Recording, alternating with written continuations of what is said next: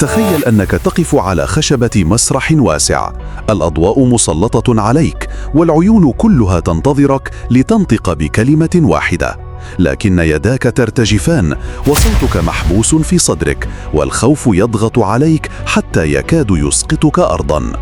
تلك اللحظة ليست خيالاً، إنها تتكرر مع ملايين الناس كل يوم، في قاعة الاجتماعات، أمام المدير، في مقابلة عمل، أو حتى في مواجهة شخص واحد فقط.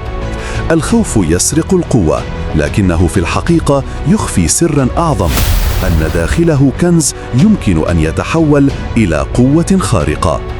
الفارق بين من ينهار ومن ينهض هو قرار واحد: أن تستخدم خوفك كسلاح بدلاً من أن تدعه يكسرك. اسأل نفسك: لماذا ترتجف؟ لأن الموقف كبير؟ لأن الناس يراقبونك؟ عظيم، هذا يعني أن لديك فرصة لتثبت نفسك في لحظة ستحفر في ذاكرتهم. الخوف هنا ليس عدوك، بل هو إنذار مبكر يخبرك أن الأمر يستحق. الخطوة الأولى لكسر حاجز الخوف هي أن تواجهه بجرأة، لا أن تفر منه. درب نفسك على دخول المواقف بدل الهروب منها. كل مرة تقف وتتكلم رغم الارتجاف، فأنت تزرع ثقة جديدة داخلك. الخطوة الثانية هي أن تحول الطاقة التي يخلقها الخوف إلى حماس.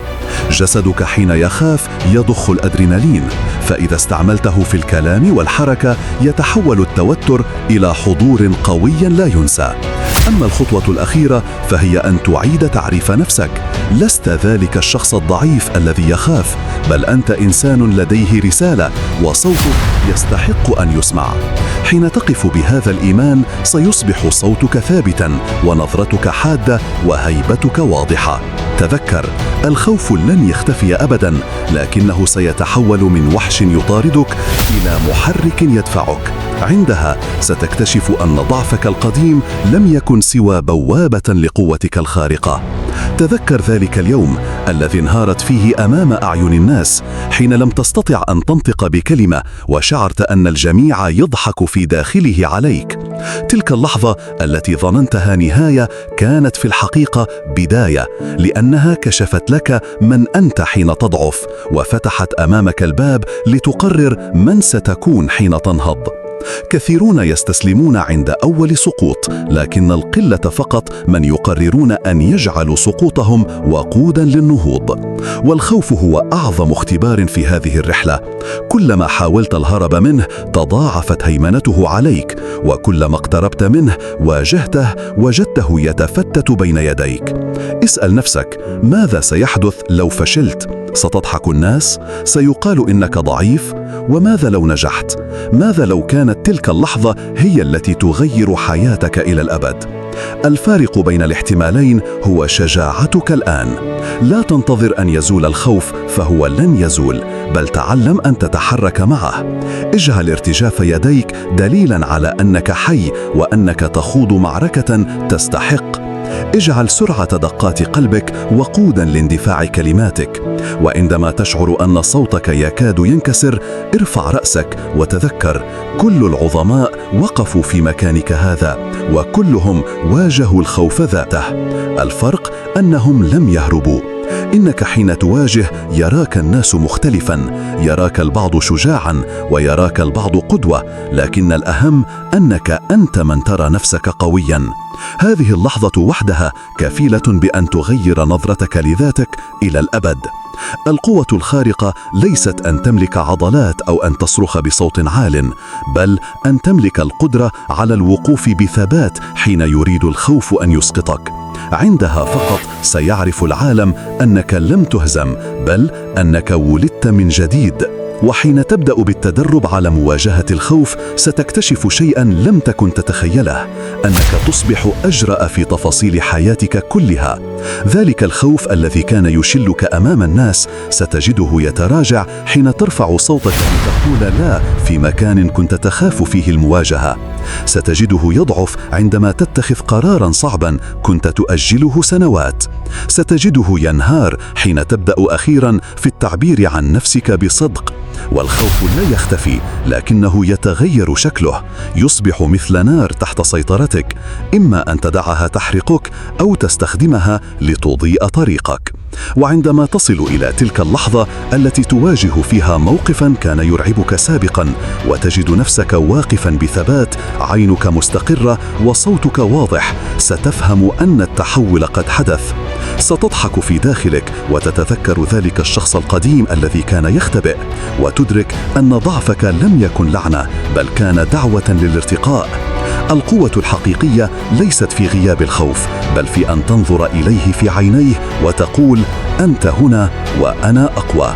عندها لن تكون مجرد إنسان عادي يخاف مثل الآخرين، بل ستصبح نسخة جديدة منك، نسخة تجرؤ على أن تحيا بلا قيود، وتحول كل ارتجاف وكل تردد إلى دليل على أنك ولدت لتكون أقوى مما كنت تتصور.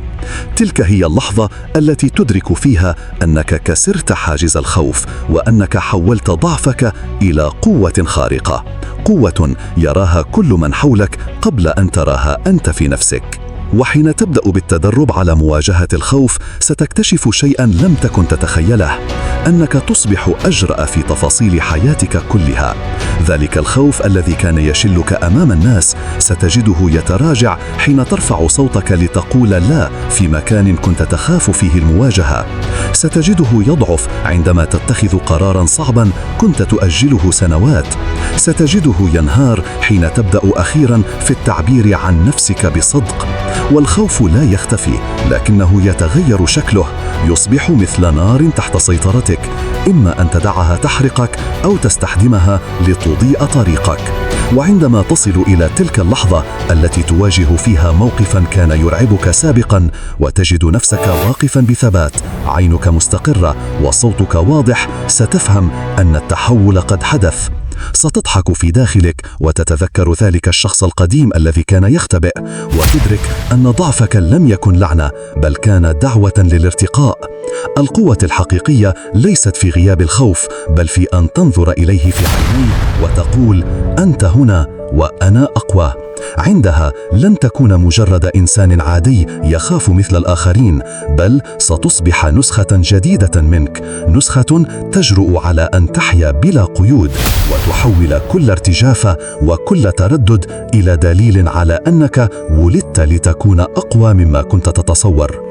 تلك هي اللحظة التي تدرك فيها أنك كسرت حاجز الخوف، وأنك حولت ضعفك إلى قوة خارقة، قوة يراها كل من حولك قبل أن تراها أنت في نفسك. وعندما تدرك أنك كسرت أول حاجز خوف، ستكتشف أن العالم كله قد تغير. الأشياء التي كانت تبدو جبالاً صارت مجرد عتبات، والأشخاص الذين كنت تراهم أكبر منك صرت تراهم مثلك تماماً، بل أحياناً أصغر. ستشعر أن الخطوات التي كانت ترتجف منك صارت خطوات ثابتة، وأن الصوت الذي كان يتكسر صار صدى يملأ القاعة.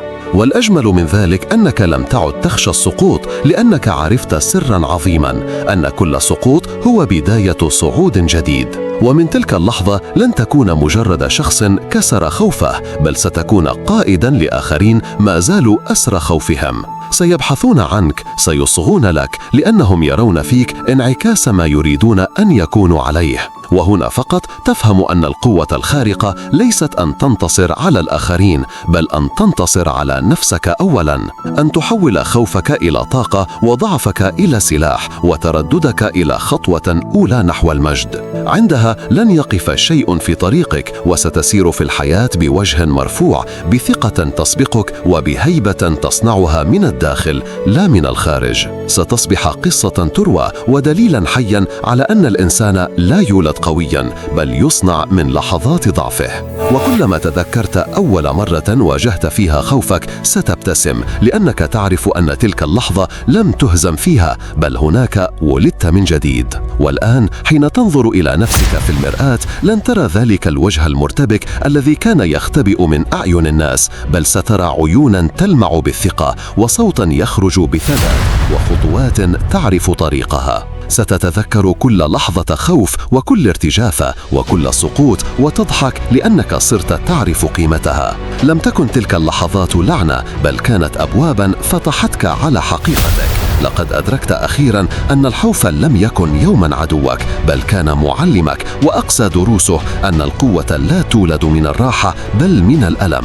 واليوم صرت أقوى مما توقعت، صرت أنت النسخة التي كنت تحلم أن تكونها. تذكر هذه القاعدة دائماً: الضعف ليس نهاية، إنه بداية الطريق إلى أعظم قوة تسكن داخلك. اكسر حاجز الخوف وسترى بنفسك أنك لم تكن ضعيفاً قط، بل كنت تنتظر اللحظة التي تستيقظ فيها قوتك الخارقة. وتخيل نفسك بعد سنوات واقفاً أمام جمع من الناس، المكان صامت وكل العيون عليك. لكن هذه المرة لا يوجد ارتجاف، لا يوجد خوف، لا يوجد ذلك الصراع القديم، بل هناك رجل ولد من رماد ضعفه، رجل يعرف أن صوته قادر على أن يحرك القلوب، وأن حضوره وحده يكفي ليصنع الفارق. تبتسم ليس لأنك لا تشعر بشيء، بل لأنك تذكرت كيف كنت تخاف من كلمة، وكيف كنت تتهرب من مواجهة، وكيف كان الخوف يطاردك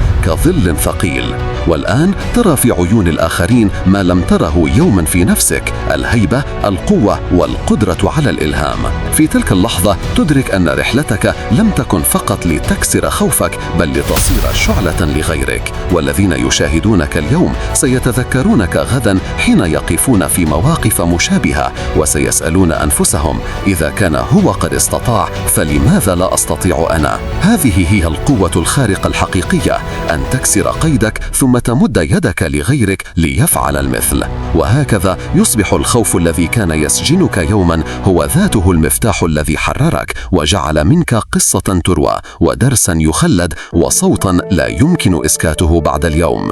وبنهاية القصة لا تنسى الاشتراك بالقناة والإعجاب وشير للفيديو لأصدقائك حتى يصلك كل قصة جديدة هنا.